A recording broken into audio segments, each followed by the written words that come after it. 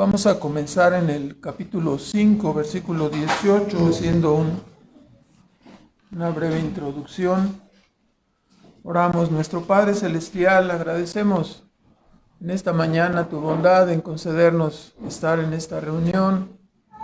Suplicamos que sea tu Espíritu Santo ayudándonos y guiándonos para que todo sea hecho conforme a tu palabra y que tu verdad siga, como siempre suplicamos, moldeando nuestras vidas, y que seas tú haciéndonos a través de el cincel de tu palabra, moldeándonos a la imagen de nuestro gran Salvador, Cristo Jesús. Pedimos tu bendición en esta mañana y damos las gracias en el nombre de Cristo Jesús. Amén. Entonces, como sabemos, después de la sanidad del paralítico de Betesda,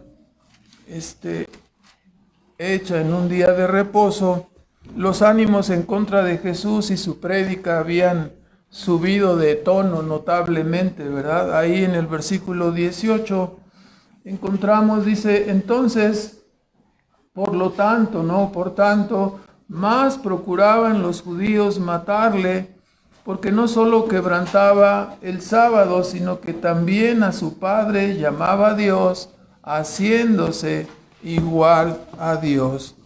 Entonces, este pasaje nos vuelve a mostrar cómo la sanidad que Cristo hizo en un día de reposo, ellos le llamaban un quebrantamiento, ¿no? Al sanar al paralítico, un quebrantamiento del sábado.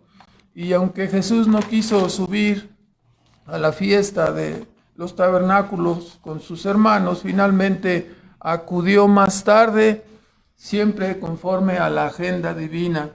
Sabemos que en esta fiesta se conmemoraba por un lado, ellos habían sido liberados de la esclavitud en Egipto y en el camino del desierto, ellos habían tenido que habitar en enramadas. Entonces, ellos recordaban, esta es la fiesta de las enramadas, la fiesta de los tabernáculos, ahí registrado en Levítico 23, 42 y 43.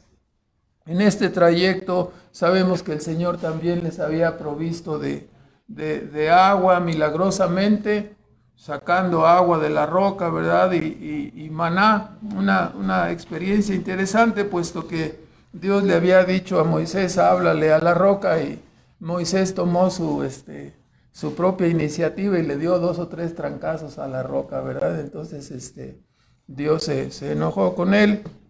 Pero bueno, vemos ahí la maravilla, Dios sustentando, ¿no? Sacando agua de la roca.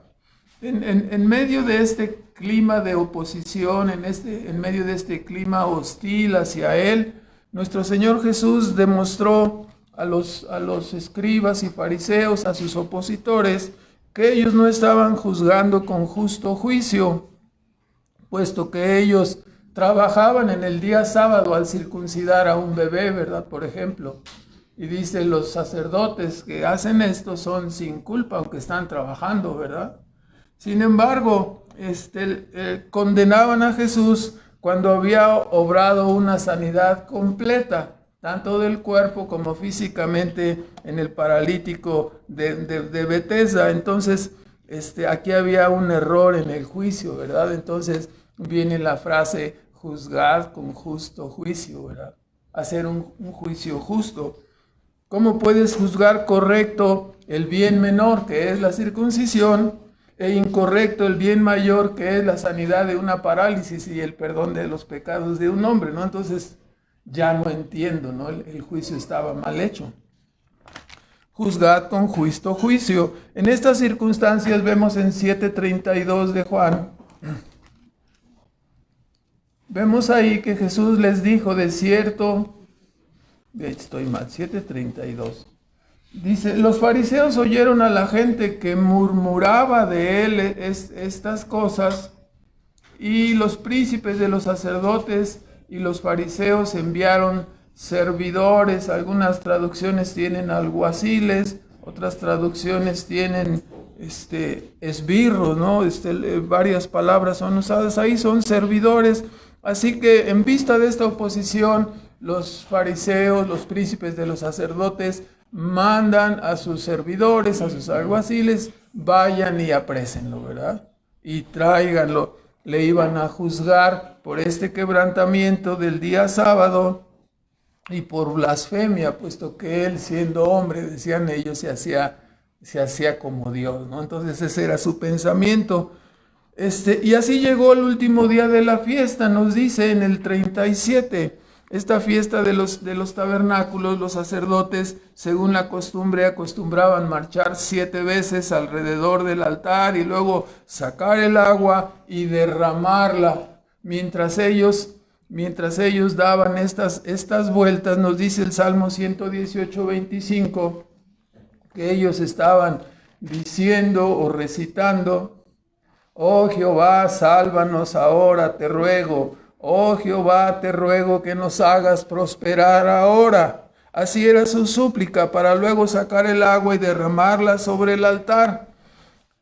Era un símbolo del agua que Moisés había, según ellos, sacado de la roca, aunque fue Dios mismo, no Moisés, ¿verdad? Ahora, además debemos recordar Ageo 2, que acabamos de leer. Ya sabemos que nos cuesta mucho trabajo encontrar a Ageo. En alguna parte ahí entre Génesis y Apocalipsis lo vamos a encontrar. Entonces, sí es muy trabajoso este libro, pero aquí está. Capítulo 2. Esta fiesta que se celebraba el día 21 del mes de Etanim correspondería al tiempo de octubre para nosotros. Y era una fiesta importante, ¿no? Yo pensaba, bueno, ¿cuál ilustración tenemos aquí? Era algo así como si nosotros dijéramos el 16 de septiembre, ¿no? Entonces, ¿qué se celebra? Pues todos sabemos que se celebra el 16 de septiembre, ¿verdad? Ahora hay a veces acontecimientos que corroboran, ¿no? Si yo les digo qué ocurrió el 19 de septiembre de 1985, ustedes van a decir, no, ya nos acordamos, ¿no? Nos agarramos inmediatamente y nos escondemos abajo de la mesa, ¿verdad? Entonces, para ellos el 21 de Etanim era un día especial, puesto que en ese día recordamos por pura, como sabemos aquí no hay chiripadas, ¿verdad? Pero vamos a decirlo de esa manera. Dicen 2:1, en el mes séptimo, a los 21 del mes, fue la palabra de Jehová por mano del profeta Ageo diciendo. Estamos hablando de la fiesta de los tabernáculos en un día 21, ¿verdad? En el mes de Etanim, en el mes séptimo. ¿Qué ocurrió ahí? Dios le dio una profecía a Ageo, y esa profecía diría, como leímos, versículo 6, así dice Jehová de los ejércitos: de aquí a un poco haré yo temblar los cielos y la tierra, y la mar y la seca, y haré temblar a todas las naciones, y vendrá el deseado de todas las naciones, y llenaré esta casa de gloria, ha dicho Jehová de los ejércitos. Versículo 9, la gloria de esta casa postrera será mayor que la de la primera. El libro del profeta Ageo fue escrito cuando el templo estaba destruido. Entonces ellos pensaban, ¿no? Dice, ¿de qué manera Dios nos va a bendecir? Voy a traer algo mayor, voy a edificar algo mayor. Y vendría, ¿no? Ahí la composición para los que les gusta la música del Mesías de Händel. Ahí está una parte que se llama el deseado de las naciones, ¿verdad? Basado en este versículo. Ahora, ellos estaban pensando, el templo está destruido, y aquí Ageo prometía de parte de Dios que vendría el día en que el deseado de las naciones, el Mesías, vendría. Así la gloria de este templo destruido no significaba nada en contraste con la venida de Cristo, en contraste con la aparición del Salvador en medio de nosotros. Así lo interpreta, apunten el texto, Hebreos 2, 12, 26 al 28. El apóstol Pablo interpreta este pasaje diciéndonos por qué era mayor esta gloria, porque Cristo es Dios, porque Cristo es el Verbo de Dios, porque Cristo, dice Pablo en Hebreos 12, 28, nos traería un reino inconmovible, ya no un templo terrenal que puede ser destruido, derrumbado, como vimos que ocurrió con el de Jerusalén. pero el reino de Dios sería para siempre. Y eso es lo que vino, ¿no? El reino inconmovible. Vean también al profeta Zacarías ahí adelantito, 14, que también habla, versículo 1, he aquí viene el día de Jehová, ¿no? Los profetas menores hablaron mucho acerca de este día de Jehová, ¿no? Y este día de Jehová vendría, y dice versículo 8 y 9, no solo vendría el deseado de las naciones, pero acontecerá, dice 14:8 de Zacarías, acontecerá también en aquel día que saldrán de Jerusalén, ¿qué cosa? Aguas vivas. Estas aguas salutíferas. Sí, la mitad de ellas hacia la mar oriental y la otra mitad hacia la mar occidental en verano y en invierno. Y Jehová será rey sobre toda la tierra. En aquel día Jehová será uno y uno será su nombre. Entonces, las explicaciones proféticas de este pasaje parecen ser evidentes, ¿no? ¿Cuáles fueron las palabras con las que Juan el Bautista y Cristo comenzaron su ministerio en la tierra? El reino de los cielos se ha acercado, ¿no? Jehová será rey. ¿Solo para los judíos? No, para todas las naciones. Jehová será rey sobre toda la tierra, ¿no? Establecerá a su Mesías. Y así ocurrió. Entonces podemos notar, estaremos de acuerdo, que esta fecha, ¿no? El 21 de Tanim, para los judíos, por las tres razones señaladas, era una fecha importante. Recordarían en primer lugar que moraron en enramadas y que el Señor les sacó agua de la peña. Recordarían en segundo lugar que en un día así Dios le prometió a Israel por medio de Ageo enviar al deseado de las naciones. Recordarían que en ese día el Señor sacaría a su pueblo o sacaría para su pueblo ya no agua del desierto, sino que aguas vivas.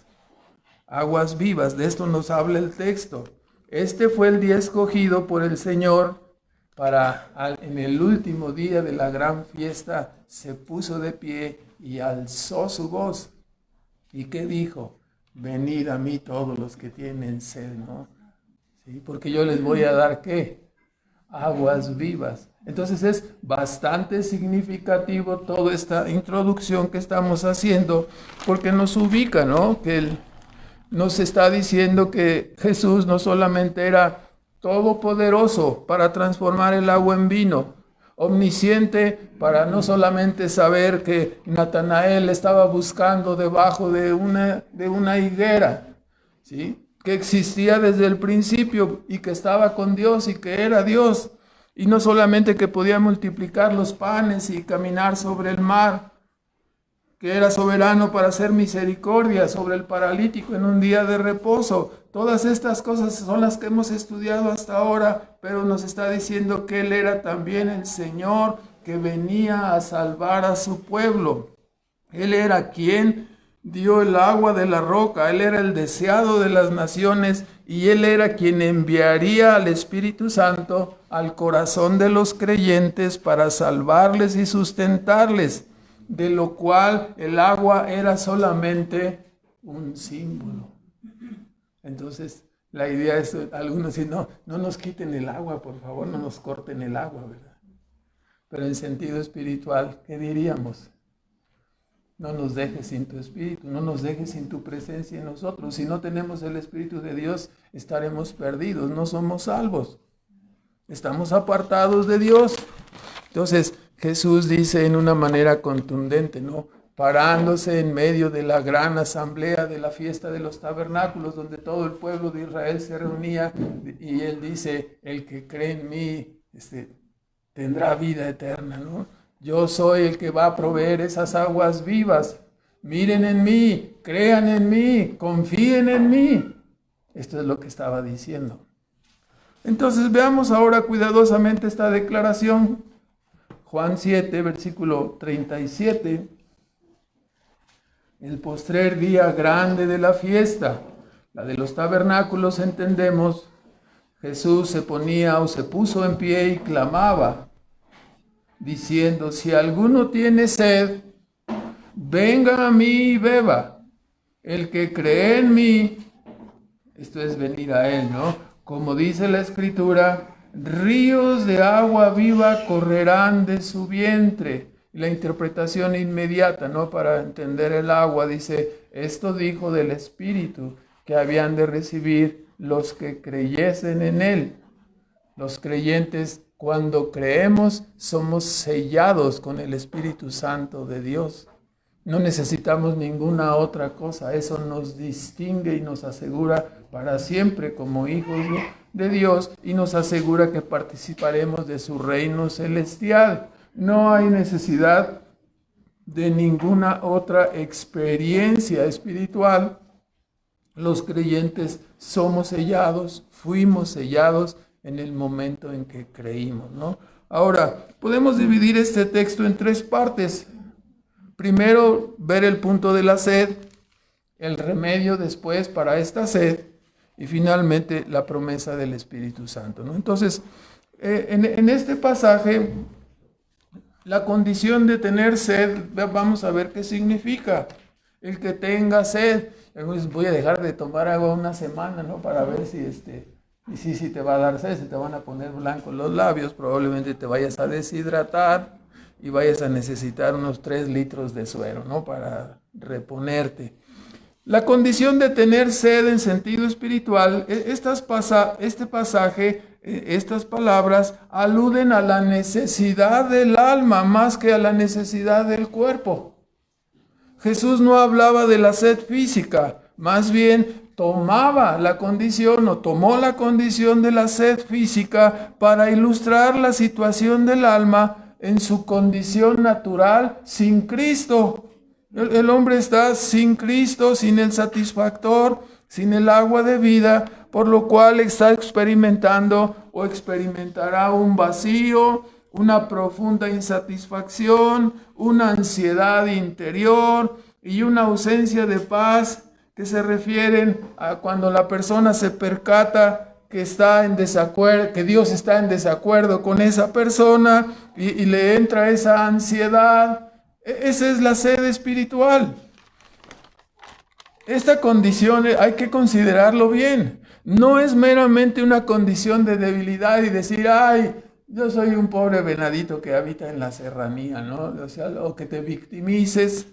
No es meramente una condición de debilidad o fragilidad humana o una condición depresiva. No es eso.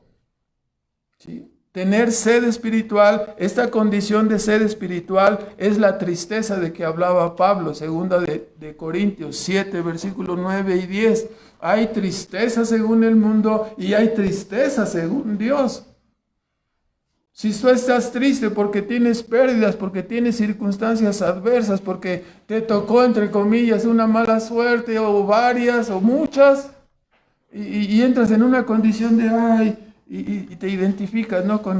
Esa es la cita de una canción, ni me acuerdo de cómo se llamaba esa canción, pero como un hermano que oía por las noches el radio, y siempre salía esa canción de soy un pobre venadito que habita en la serranía, ¿no? Así que no tenía esperanza ni nada, ¿no? Entonces, una persona, y así muchas personas se sienten como ese venadito, se victimizan. Ay, no soy, ay, ayúdenme, siento como que quiero que me den unas palmaditas, que me acaricien, que me impulsen. Y aquí nada más vengo y el pastor, ¡paz!, das unos mazazos y empieza a meterse con uno, ¿no? Hermanos, esta condición de sed, repito, no es meramente una condición de debilidad o fragilidad o una condición depresiva. Esta condición espiritual, esta sed espiritual es la tristeza. Dice que hay, como estaba diciendo, tristeza según el mundo y tristeza según Dios. La tristeza según el mundo, dice Pablo, que conduce a muerte, no trae muerte. Pero la tristeza según Dios conduce a la vida. Y es una tristeza por la cual no hay que arrepentirse, ¿no? Si te sientes oprimido, si te sientes presionado, ¿no?, por la ley de Dios que te exige una perfección y tú no la puedes dar, no la cumples, entonces empieza a cargar tu alma de esa ansiedad, de esa convicción de pecado. Esta sed espiritual viene como resultado de esa, proviene de ser convicto de pecado.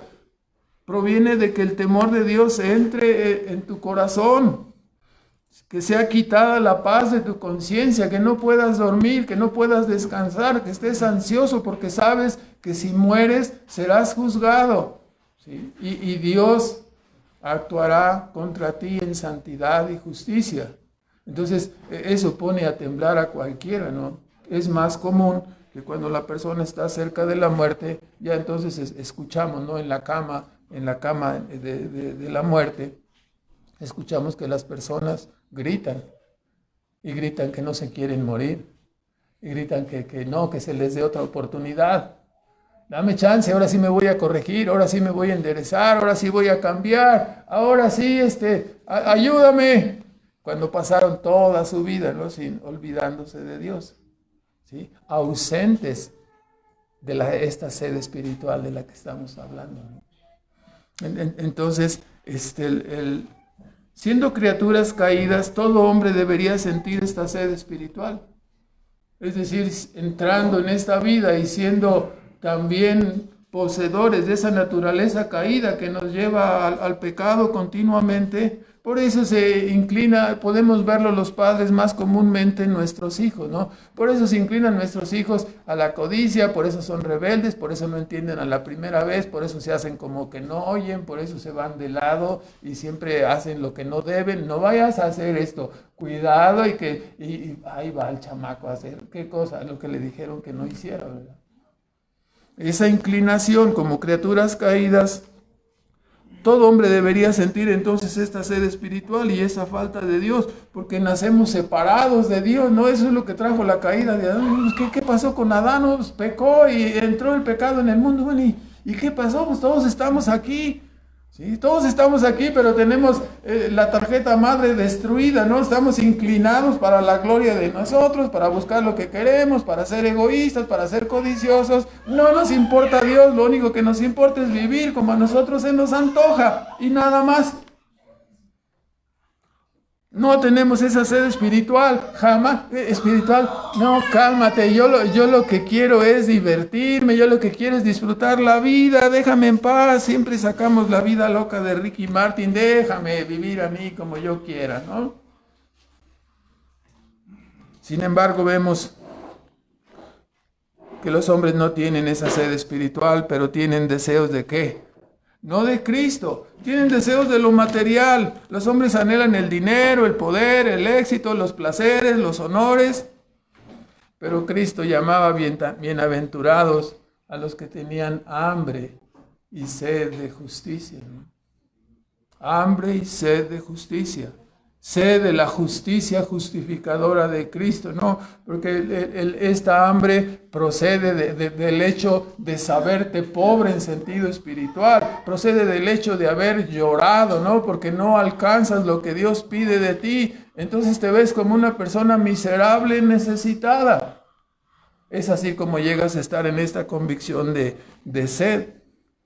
Quienes se declaran la sed espiritual es la que experimentan aquellos que se declaran en quiebra y en bancarrota espiritual, al no tener satisfecha su necesidad de Dios, su necesidad de Cristo, al no tener en sí mismos el agua de vida. Ya se saciaron de todas las aguas de este mundo, de todos los licores de este mundo, pero no tienen paz, no tienen satisfacción, no tienen felicidad. Están llenos de nada. El primer paso a la salvación es darse cuenta de esta quiebra espiritual, de que uno es culpable y pecador delante de Dios y que tiene una necesidad imperativa de reconciliación y perdón para no ser condenado. Esta es la sed, esto es lo que significa esa sed, tener esa convicción y esa necesidad, esa convicción de pecado y esa necesidad imperativa de reconciliación y perdón, la cual si no obtienes, morirás como si estuvieras en el desierto sin agua, serás consumido de esa manera. Esto es tener sed, ¿no? Así, para todos los que tienen sed, ¿sí? Enseguida Cristo recomienda un remedio. ¿Cuál es el remedio? Versículo 37. Para todos los que tienen sed, dice, El que tiene sed, venga a mí y beba. Venga a mí, venir a Cristo. Continuamente escuchamos, ¿no? Cristo en sus sermones diciendo, ¿no? Juan 5:40, y no queréis venir a mí para que tengáis vida. Los hombres no quieren venir, no tienen sed, no reconocen su sed, no reconocen su bancarrota espiritual. Aunque desde Adán hasta la fecha, todos los hombres hemos nacido con esa condición. El hombre no ha aprendido. El hombre y los psicólogos y la psiquiatría, muchos le echan la culpa al entorno externo, a que su papá estaba mal, a que su mamá los abandonó, a que vivieron en una condición difícil y quién sabe a qué tantas cosas mal echan la culpa, ¿no? Con tal de no decir, el problema soy yo y el pecado está en mí y no puedo dejar de pecar. Y si llego así delante de Dios, de un Dios santo, voy a ser condenado, ¿no? Entonces, el remedio es propuesto, ¿no? Cristo ya lo había platicado con la samaritana. Retrocedemos un poco, 4:14. La samaritana platicó con él.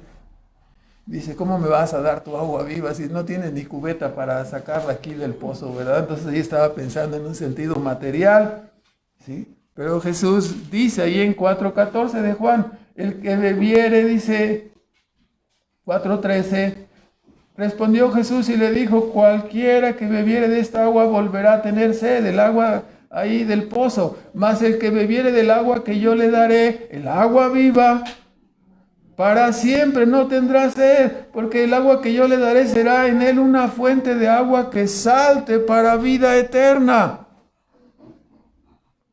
La mujer sigue en el diálogo, diciendo, bueno, estoy un poco entendiendo el asunto, pero yo sé que el Mesías que ha de venir, 4:25, él, el cual se dice el Cristo, cuando él viniere nos declarará todas las cosas. Se derrumbaron todos sus argumentos cuando le dijo Cristo, yo soy el que está hablando contigo, yo soy ese Mesías. Ay, entonces sí ya no tuvo ninguna otra alternativa, ¿no? Yo soy el profeta, yo soy el Mesías, yo soy el que doy esta agua viva. Sí, Jesucristo dijo, yo enviaré el Espíritu Santo, ¿no? Él es el que nos da el Espíritu Santo. Cristo es Dios, Él es el dueño y dador de la vida eterna y solo Él es el remedio para satisfacer y proveer las necesidades espirituales de los sedientos. O sea, hay muchas personas que vienen a Cristo. ¿Cuántas personas se han acercado para decir, aquí oran por los enfermos y hay sanidades? No. Aquí oramos por los enfermos, pero y los recomendamos que vayan a los especialistas y a los médicos, ¿no? Porque nosotros no podemos hacer milagros. El que hace milagros es Dios. Las épocas de milagros estuvieron relacionadas con la entrega de la palabra de Dios, ¿no? Cada profeta de Dios era equipado con milagros y prodigios para respaldar la palabra de Dios que llevaba, ¿no? Entonces, así es el asunto. Entonces, las personas llegan buscando milagros. Que traigo aquí a esta señora, mi abuelita, en la silla de ruedas y no la van a sanar, entonces aquí mejor llévela al médico. Aquí hablamos de las cosas espirituales y de la salvación del alma, algo mucho mejor, de la vida eterna, ¿no? Pero las personas, algunas se van desanimadas. Yo vengo aquí porque aquí me dijeron que si vengo y canto y oro con los de la iglesia, mi negocio se va para arriba. Entonces, vienen para ver si su negocio se va para arriba, ¿no? Entonces, la teología de la prosperidad, tampoco le garantizamos nada de eso, ¿no? Lo que sí le garantizamos son pruebas y aflicciones, porque es necesario que a través de las pruebas y aflicciones entremos en el reino de Dios. Eso sí se lo garantizamos, ¿no? A cada uno de nosotros. Entonces, el remedio propuesto, ¿no? Es Cristo para satisfacernos y proveer todas nuestras necesidades espirituales. Los hombres han prosperado en materia médica, tecnológica, comercial, pero nunca podrán encontrar la felicidad verdadera y eterna mientras rehúyan reconocer sus pecados y rehúyan reconocer su necesidad de Dios. La cantidad de descubrimientos y mejoras tecnológicas en nuestro mundo son innumerables, pero el único remedio provisto para la hora de rendir cuentas ante el Creador sigue siendo el mismo, ¿no? Es Cristo y su obra sustitutiva, ¿no? Si uno no tiene a Cristo y la obra sustitutiva de Cristo, es decir, su obediencia perfecta a la ley, la justicia que Él obtuvo al obedecer perfectamente la ley, ¿sí? Y si uno no tiene saldada la cuenta de sus pecados, ¿qué es lo que Cristo hizo en la cruz? No saldar la cuenta de los pecados y las culpas de todos los que creemos en Él por medio de su obediencia y recibiendo la ira de Dios. Lo conocemos como doble imputación, ¿no? Por un lado, somos perdonados de nuestros pecados por la obra de Cristo en la cruz y recibimos una justicia gratuita por la obediencia que Él rindió, y de esa manera Dios nos ve como justos delante de Él. Así somos salvos, ¿no? Así es como obtenemos la verdadera felicidad. El hombre no ha podido descubrir ningún remedio, ¿no?, para resolver el problema de sus pecados. El único remedio es Cristo, ¿no? Él es el camino y la verdad y la vida, ¿no? Él es el único mediador entre Dios y los hombres. Nadie puede venir a mí, dijo Cristo, si mi Padre Celestial no le trajere. O sea, qué terrible, ¿no? Decirle al hombre moderno: no está en tus manos, no está en tu voluntad, no hay nada que tú puedas hacer para ser salvo. Estás en las manos de un Dios airado en contra del pecado, de un Dios santo. Y si no te vuelves a Él, serás consumido. Y le dice: no, pero ¿cuál es? Por eso te estoy hablando del remedio, ¿no? Cristo es el remedio. El que tiene sed, el que está en esas condiciones, venga a mí, dice Cristo. Yo lo voy a salvar. Mi obra sustitutiva le puede salvar. Salva a todos los que vienen a Él. A todos los que vienen a Él, dice, ya, los que vienen a mí, dijo Cristo, yo no les echo fuera. Entonces, a los hombres les gusta, por supuesto, que haya pluralidad de caminos, ¿no? Pluralidad de partidos políticos, y a todo le gusta la pluralidad a los hombres. Casi no puedo pronunciar esa palabra, ¿no? Pluralidad, pero para ir al cielo, Dios dice, el único camino es Cristo. Ninguno puede venir a mí si no le trae el Padre, ¿no? Y yo soy el camino y la verdad y la vida. Yo soy la fuente mediante la cual los hombres sedientos pueden calmar la sed. No hay ninguna otra fuente donde la puedan calmar. Es que yo conozco a los gnósticos, es que yo conozco a los lamas, a los tibetanos, a miles de caminos, ¿no? Cientos de religiones, y ninguna de ellas puede hacer nada genuinamente por los hombres, moralmente quizás, ¿no? Pero salvarles de su naturaleza pecaminosa, cambiarles su alma y darles agua de vida, solamente Cristo, ¿no? Solamente Cristo. Entonces Dios le señaló a Él, a su unigénito. Aquí entonces no hay pluralidad. Entonces los necesitados, los que tienen sed, se les provee y se les recomienda un remedio. Y Cristo dice, levantando las manos, ¿no? Yo soy ese remedio, dice Cristo. Tienen que venir a mí. Y ahora dice, a todos los que creen, volvemos a 7, 38 y 39, todos los que creen, como dice la Escritura, ríos de agua viva correrán de su vientre. Y esto dijo del Espíritu que habían de recibir los que creyesen en Él, pues aún no había venido el Espíritu Santo, porque Jesús no estaba aún glorificado, ¿no? Esta parte ahora dice, los que vienen a mí, se les concede una promesa, ¿no? O sea, no solamente vas a ser saciado, no solamente vas a tener agua para satisfacer tu alma, te vas a convertir en una fuente de agua de vida, ¿no? Eso es lo que ocurre con todos los creyentes, eso es lo que ocurre con todos los que hemos recibido la salvación de Cristo, el Espíritu Santo de Dios. La persona es saciada, pero también los que hemos acudido a Cristo no solo somos saciados, sino que tendremos tal abundancia en nuestro interior que el agua será derramada hacia otras personas, ¿sí? Los creyentes no solo recibirán satisfacción de su necesidad espiritual, sino que también se convertirán para sus semejantes en una fuente de bendición. Cada vez que hablamos el Evangelio, cada vez que predicamos el Evangelio, cada vez que tomamos del brazo a una persona para invitarla, para traerle, cada vez que le incitamos a venir a Cristo, cada vez que le recomendamos que confíe en Cristo, está haciendo esa agua, está brotando, sigue brotando, no para. Porque cuando hemos ayudado a uno, entonces habrá otro para ayudar. Y cuando hemos ayudado a otro, habrá otro más para ayudar. Nuestro mundo está lleno de puras personas que necesitadas de esa agua. Y así ocurre, ¿no? En la perspectiva histórica, contemplamos en el Antiguo Testamento que Israel era el depositario de la verdad de los oráculos divinos. Tuvo el enorme privilegio de ser el pueblo de Dios. Si uno quería saber acerca del Todopoderoso, debía, como hizo la reina de Saba, ¿no?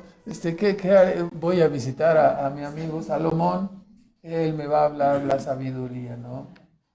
¿Qué fue lo que le dijo? En resumen, en el libro de Eclesiastés, al final, ¿no? Todo el libro se la pasa diciendo lo que entendemos ahora, ¿no? Que sin Cristo toda la vida es que vanidad de vanidades, ¿no? ¿Sí? ¿Qué otra cosa le dijo? Bueno, el fin de todo lo que he encontrado es que lo más importante es que temas a Dios y guardes sus mandamientos, lo cual no podemos hacer sin la salvación, ¿no? Este secreto estaba solamente en las manos ¿de quién? En las manos de Israel. Todas las demás naciones fueron dejadas en el soberano propósito de Dios, así ocurrió. Entonces, así, si alguien quería saber, tenía que acercarse al pueblo de Israel, ¿no? Estaba el famoso llamado así, patio de los gentiles, ¿no? Porque los israelitas eran muy exclusivistas, ¿no? Aquí nada más los puros cuadernos, y en el patio de allá para afuera, como no se vayan a ofender los que están allá afuera, de qué lado del patio, ¿verdad? Pero no alcanzaron lugar aquí con los buenos, nada, es cierto. Entonces, así el asunto, tendríamos que ir hacia Israel, pero ahora los privilegios raciales han terminado y fue lo que Cristo y el Juan el Bautista predicaron, ¿no? No comiences a decir que eres del linaje de Abraham y no comiences a decir que eres del pueblo de Israel, ya no significa nada eso, ¿no? Estos privilegios raciales, ¿cuál privilegio racial? Israel solamente tenía la verdad, nadie más. ¿Sí? Y los israelitas se pusieron así como muy ensoberbecidos, ¿verdad? Así como diciendo, nada más nosotros, ustedes de Querétaro, Fúchila, ¿no? Ustedes no quiero saber de ustedes, ¿no? Pero aquí en el Nuevo Testamento encontramos con que dice, no, los privilegios se terminaron. Se terminaron. Dios abre la puerta de salvación a todos. Cristo es el Cordero de Dios que quita el pecado del mundo. Tan malinterpretado pasaje, ¿no? Pensando que la expiación es universal, ¿no? Cuando entendemos, ¿no? Quita el pecado de todo el mundo porque solamente hasta la venida de Cristo el pecado de Israel era perdonado y las demás personas fueron dejadas. Pero la novedad es que ahora el privilegio racial termina y la verdad y la salvación se extiende ¿para quiénes? Para todas las naciones. Y Cristo es el Salvador de todas las naciones, ¿no? De personas de todas las naciones. Entonces el Espíritu de Dios vendría ahora sobre toda carne.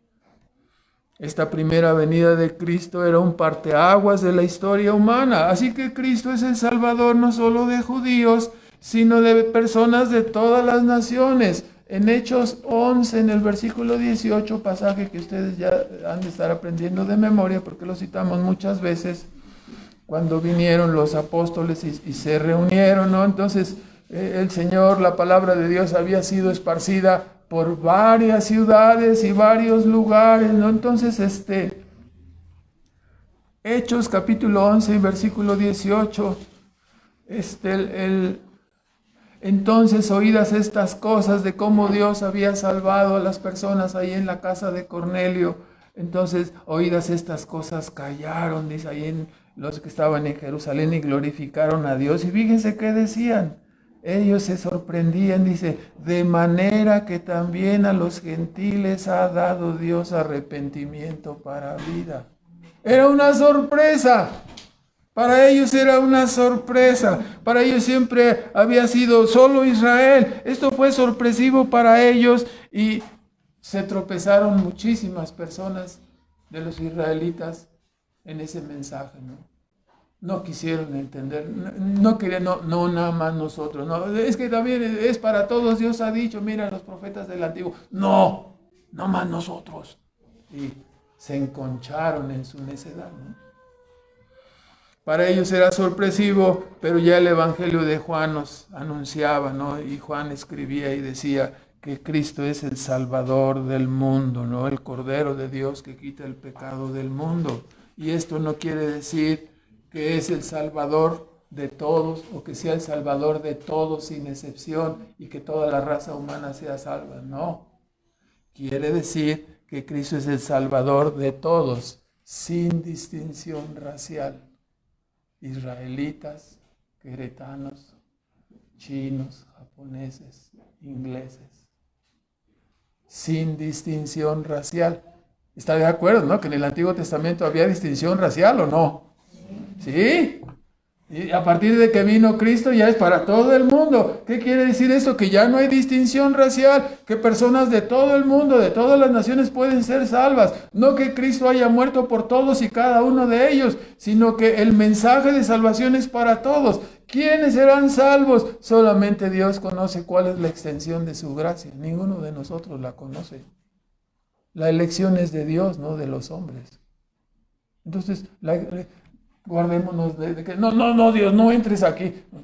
¿Y tú quién eres para decirme que no entre aquí, no? Dios va a salvar a quienes, a los que Él quiera. De una raza caída, de ángeles, no salvó a ninguno. Soberanamente dijo ninguno. ¿Están de acuerdo? Aunque no estén de acuerdo, permítanme decirles que es así. Ahora, de toda la raza humana, ¿quién va a salvar? A los que Él ha escogido. Solamente es así, ¿no? Sin distinción racial, ya no solamente judíos, sino personas de todas las naciones. Gálatas 3:28 nos indica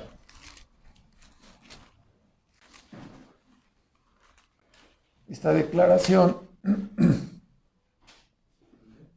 Porque todos los que habéis sido 3:27 de Gálatas, todos los que habéis sido bautizados con referencia a Cristo, que es como somos bautizados, ¿no? Con referencia a su muerte, la muerte del viejo hombre, y somos sacados a novedad de vida, ¿no? Simbólicamente, un acto declarativo y simbólico como lo es el bautismo.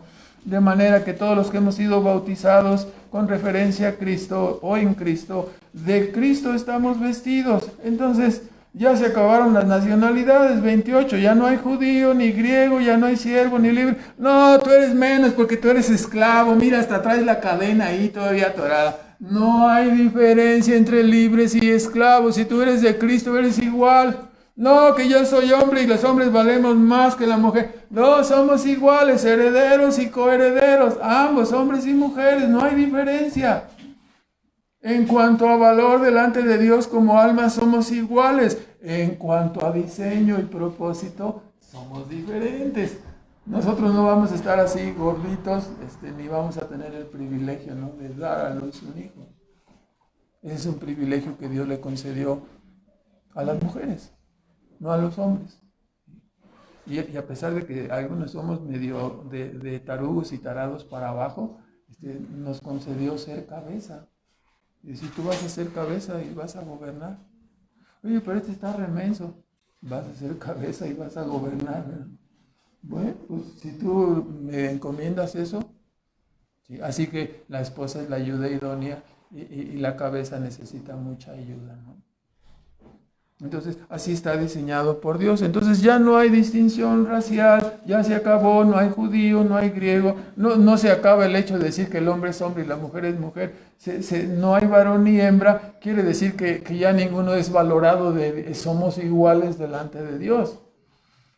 Les comento esto porque créanme, de todas las historias que hemos recorrido en nuestra vida de servicio, en el trabajo de predicar el Evangelio, nos hemos encontrado que este versículo es usado para decir, ahí está, ya no hay hombre ni hay mujer. O sea, las mujeres pueden ser pastoras, ¿sí? La mujer entonces se puede convertir en la lideresa y así interpretan el pasaje, ¿no? Cuando en realidad nos está diciendo que ya no hay esa diferenciación, ¿no? Que estaba bajo el antiguo pacto, ¿no? Que somos iguales en dignidad, aunque diferentes en diseño, agregamos, ¿no? Entonces ya no hay griego, ni esclavo, ni libre. Todos podemos ser hijos de Dios por medio de la fe. Hombres, mujeres, niños, jóvenes, sin importar en el contexto específico, sin importar la raza o la nacionalidad, ni el sexo. No, es que la salvación es solo para los hombres, las mujeres salgan, por favor. No es así, hermanos. Ya no hay hombre ni mujer, no hay varón ni hembra. O sea, los dos son dignos, somos dignos delante de Dios, ¿no? Así debemos ver este pasaje. Ahora, para finalizar, nos vamos a fijar en 2 puntos más de enseñanza. Aquí tengo el reloj y estoy viendo aquel, pero bueno. 2 puntos de enseñanza que podemos distinguir y darnos cuenta. Vamos a revisar un poquito el pasaje del versículo 40 en adelante. Y el principio que estamos viendo ahora, o que vamos a ver ahora, vemos varios tipos de personas aquí, de personajes en el pasaje, ¿no? Vemos a la multitud en el versículo 40, ¿no? Volvemos a Juan 7:40. Algunos de la multitud oyendo esto decían, verdaderamente este es el profeta, ¿no? En el versículo 41, otros en medio de la multitud decían, este es el Cristo. Pero se cuestionaban, ¿de Galilea debe venir el Cristo? Y estaban dudosos, ¿no? Luego había otros, versículo 45 y 46, los alguaciles, ministriles, esbirros, vinieron a los principales sacerdotes y ellos les dijeron, ¿por qué no lo trajiste si te mandamos a apresarlo? Los ministriles respondieron, nunca hombre ha hablado así como este hombre. Entonces, vemos en el versículo 48 otro tipo. ¿Ha creído en él alguno de los príncipes o de los fariseos? Otra clase de personas, otro rango, otros que se sentían como hechos a mano, dice algún hermano conocido. ¿Ha creído alguno de nosotros en él? 47 y 48. ¿Estáis vosotros también engañados? Y versículo 49, había el calificativo emitido por los príncipes, ¿no? Al cuestionamiento de Nicodemo, dice en el 49, mas estos comunales que no saben la ley, malditos son. Una palabra fuerte, ¿no? Usada para referirse, ¿sí?, a la multitud, a los otros, quizás a los propios alguaciles o ministriles o esbirros, ¿no? Entonces, no saben la ley. Entonces, varias clases de personas, ¿no? Divididas de acuerdo a la categoría social en aquel entonces, a como ellos lo manifestaban, pero nos damos cuenta, ¿no? El punto aquí es cuán inútiles son los conocimientos en materia religiosa si no están acompañados de la gracia de Dios, ¿no?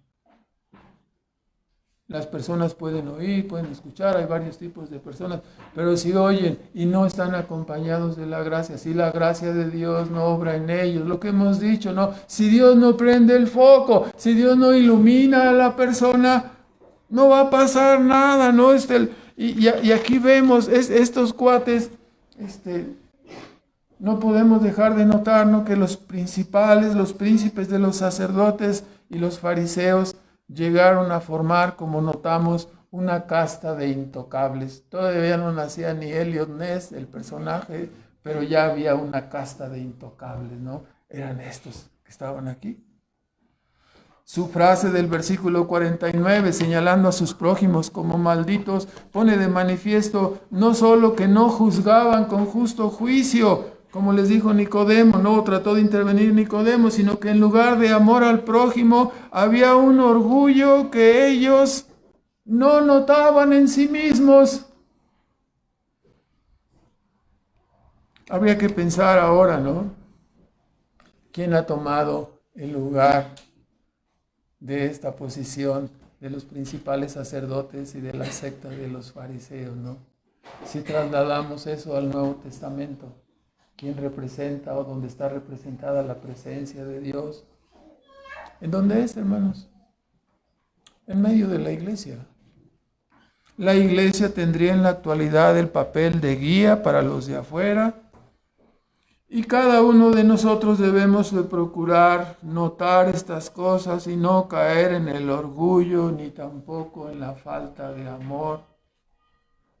De sobra sabemos que el orgullo ciega, ¿no? El Señor Jesucristo dijo, escribas y fariseos ciegos, ¿sí? Que coláis el mosquito. Tiene una coladera en su casa, ¿sabe lo que estamos diciendo, no? Coláis el mosquito y dejas pasar el camello, ¿no? Pues saca esta hormiguita que está aquí, ¿no? Y pasa una rata muerta ahí, ¿no? En la ensalada y usted la deja pasar. No, no es posible, ¿verdad? Es lo que está diciendo, ¿no? De sobra sabemos que el orgullo ciega, ¿no? No vemos la rata, no vemos nuestra propia condición, ¿no? La mota y la viga nos lo recuerdan. Los fariseos y príncipes llegaron a tal nivel de orgullo que estaban destruyendo la obra de Dios. Se fijaban en la paja o la mota de los demás y dejaban de ver la gran viga que estaba en sus ojos.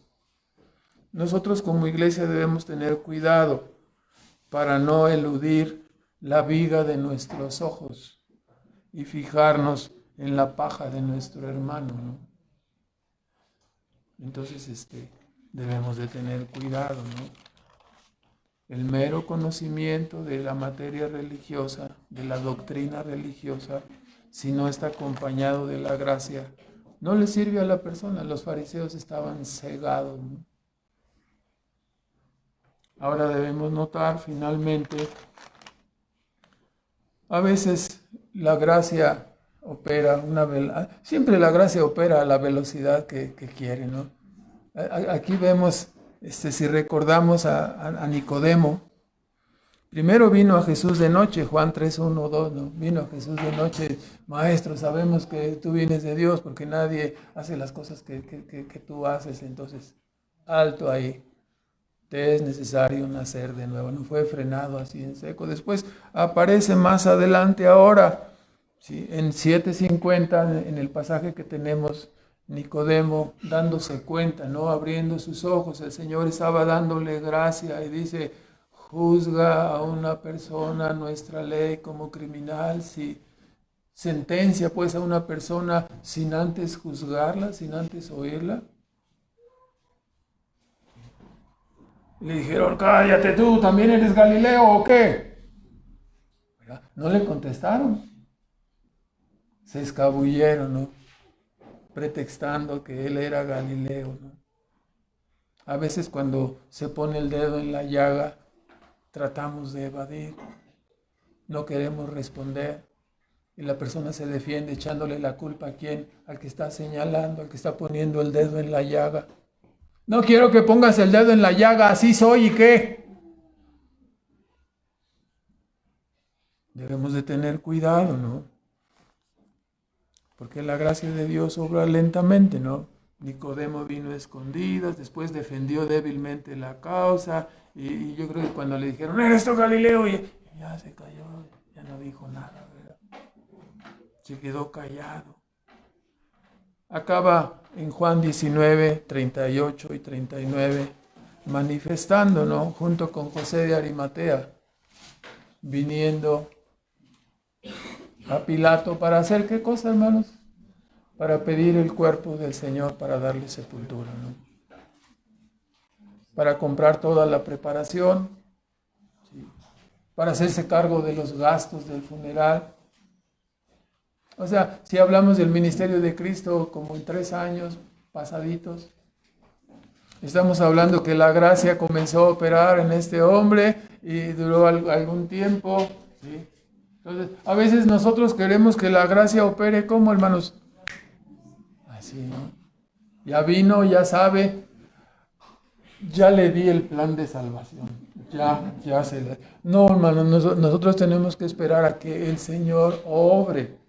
Nosotros no tenemos la capacidad para acelerar, no somos ni siquiera catalizadores, no nada. Toda la gracia y el honor de la salvación pertenece a Dios. Entonces tengamos paciencia y sigamos testificando con la verdad. Los resultados se verán más adelante, ¿no? Sembremos con confianza la palabra de Dios, sabiendo que los resultados están en las manos del Señor soberano. Nadie pensaría que Nicodemo iba a finalizar, ¿no? Y también José de Arimatea, y no sabemos qué otros más, que secretamente empezaron a darse cuenta de la verdad, pero la gracia operó en ellos.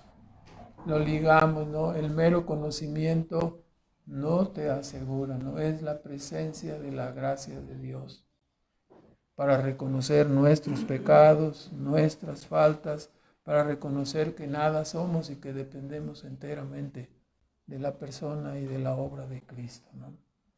Entonces, aprendamos, hermanos, vamos a dejarlo hasta aquí. Oramos, por favor, nuestro Padre Celestial. Damos las gracias en esta mañana por tu palabra, Señor. Damos las gracias por tu amor manifestado, por tus providencias que llegan a nuestra vida, que prueban nuestras almas. Y reconocemos una vez más que es solamente debido a que tu gracia nos ha marcado en nuestras mentes y corazones que podemos estar en el camino, Señor. Reconocemos que nada somos.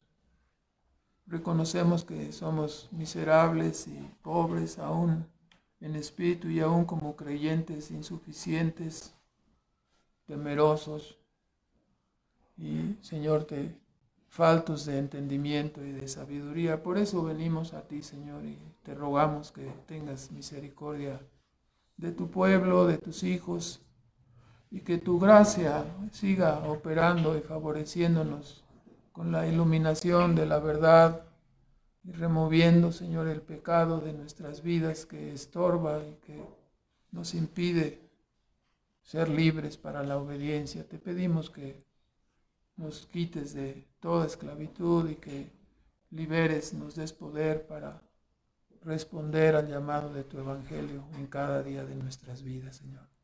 Gracias por tu amor y tu misericordia, tu gracia hacia esta congregación. Te bendecimos una vez más en el nombre de Cristo y queremos reconocerlo y darte las gracias en Cristo Jesús. Amén.